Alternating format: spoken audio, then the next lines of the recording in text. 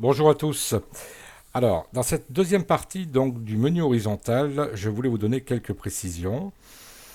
D'abord, la première, c'est que vous pouvez créer donc des menus. Alors, vous avez un menu avec deux sous-menus et des sous-sous-menus. Alors, par exemple, là, tuto vidéo, j'avais créé les premiers pas sur Canal Blog. Et dans les premiers pas sur Canal Blog, il y avait différents tutos pour pas tout mélanger et que ce soit trop long non plus à visionner. Donc ce qu'il faut savoir, c'est que ça se fait pas automatiquement, ça se fait pas comme dans la première partie. Et il y a un petit paramètre à prendre en compte, d'accord. L'important c'est que vous visualisez bien ce que je vais vous dire. Donc là, j'ai mon menu, j'ai un sous-menu qui me redirige encore vers d'autres menus, d'autres sous-menus, pardon.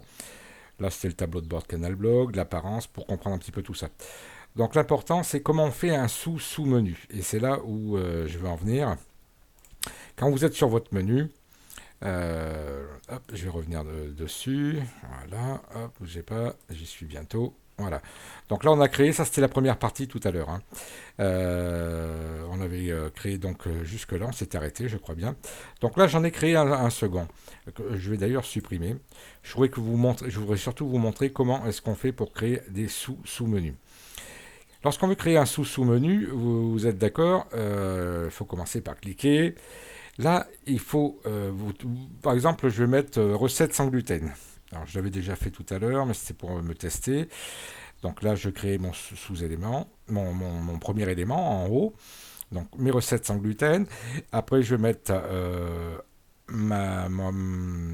dans mes recettes sans gluten, je vais mettre avec des œufs, par exemple. Donc là, je vais recréer un élément déroulant, hein. Si vous ne faites pas ça, vous n'allez pas pouvoir recréer par ailleurs un sous-sous-menu. Donc il faut faire élément déroulant. Là, je vais mettre, donc dans recette sans gluten, là, je vais mettre et avec de la farine de tamalou. Oui, ça n'existe pas, ne cherchez pas sur internet la farine de tamalou, ça n'existe pas. Là, je crée l'élément. Et c'est là où je vais vous montrer la différence. C'est que autant ici, attendez voir, je recherche. Là, voilà. Autant ici j'ai mon menu qui me rapporte à des sous-menus, mais j'ai rien sur la droite, hein. Et vous voyez, je peux pas créer à partir d'ici, je peux pas créer un sous-sous-menu. En revanche, ici, donc dans mes recettes sans gluten et avec de la farine de tamalou, sur la droite, quand je vais sur cet intitulé, sur la droite, j'ai un petit plus qui me permet de créer un sous-sous-menu. Donc là, je recrée un sous-sous-menu. Donc là, je choisis n'importe quoi. C'est pour vous montrer simplement que pour créer des sous-sous-menus, il y a une petite astuce. C'est bien d'aller chercher, de mettre un menu déroulant. Donc ça c'est le bouton s'appelle recette sans gluten, c'est dans menu déroulant. Quand je vais dessus, ça aussi c'est un menu déroulant. Et là, c'est directement ensuite un message. D'accord. Et là, donc, je peux recréer d'autres messages qui, par exemple, seraient avec de la farine de tamalou. D'accord. Donc ça, c'était la première chose. Je ne l'avais pas précisé et une copine me l'a fait remarquer. Donc voilà, chose faite. Ensuite, eh bien, je voudrais personnaliser un petit peu mon menu, hein. Donc là, par exemple, vous voyez, j'ai un présentation et info. Donc ça, c'est le menu. Et puis là-dessous, bah, vous voyez que la taille différencie. Mon sous-menu est plus grand que mon menu, hein. Alors ça peut se régler éventuellement. Pour ça, il faut que vous alliez dans... hop, je vais aller... excusez-moi, je cherche un petit peu. Dans Apparence. Dans Apparence, là, vous allez sur Style. Vous allez sur Style. Dans Style, vous allez sur... dans Style, vous allez ensuite sur Menu horizontal. Et là, vous pouvez corriger enfin, personnaliser votre menu et les boutons. Donc, ce qu'il faut savoir, la hauteur de la zone, qu'est-ce que c'est que la hauteur de la zone? Ben, c'est ça, hein, tout simplement. C'est ce qui va du haut là jusque là, hein. Ça, c'est tout bête, d'accord. Ensuite, vous avez la couleur de fond, la couleur de la police. La police, de caractères qui est utilisée pour le menu et les sous-menus, la taille des caractères. Alors choisissez pas une qui est très très petite, hein, parce que voilà ce que ça va donner. Et là, vous allez avoir vraiment beaucoup de mal. Enfin, les gens vont pas. Vous voyez, les gens disent ah, c'est trop petit, allez hop, ils se cassent quoi. Après, il y a une petite astuce. Si vous voulez agrandir les caractères, vous faites CTRL plus. Et vous voyez qu'en faisant CTRL plus, vous avez la taille qui s'agrandit. Pour revenir, vous faites soit CTRL moins. Le mieux, c'est de faire CTRL 0. Et là, vous allez retomber à l'affichage de l'écran normal. Donc, moi, je ne mets pas très très petite, je mets moyenne. Voilà, vous pouvez mettre un peu plus grand, d'accord. Vous pouvez choisir si c'est italique, du gras. La bordure, vous voyez ce que c'est. C'est ce qui est là, hein, en pointillé. Donc là, il y a des pointillés. Et puis vous avez aussi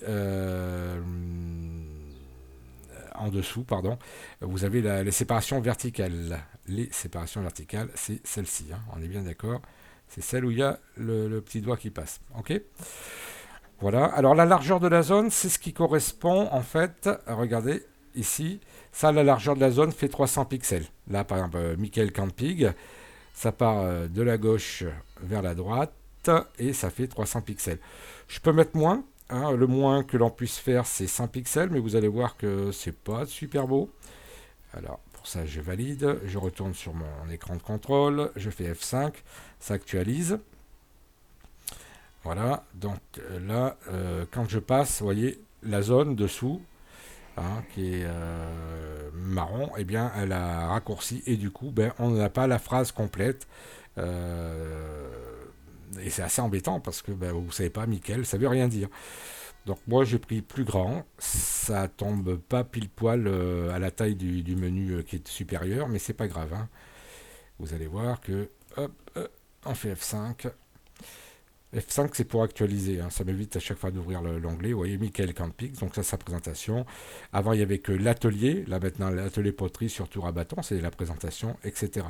Donc, vous voyez, 300, c'est pas gênant pour,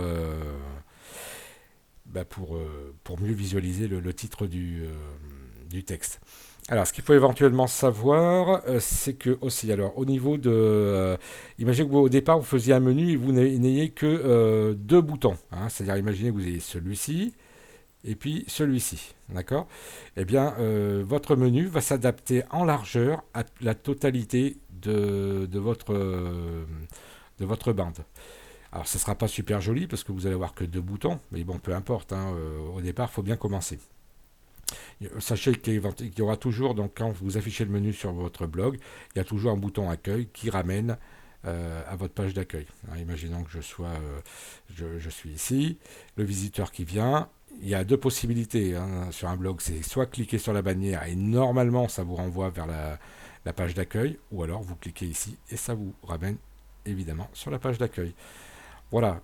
Si vous avez des questions, surtout n'hésitez pas. Je réponds dans la journée, à moins que je parte en vacances, mais c'est pas prévu. Hein. Voilà. Je vous souhaite une bonne journée et puis je vous dis à bientôt.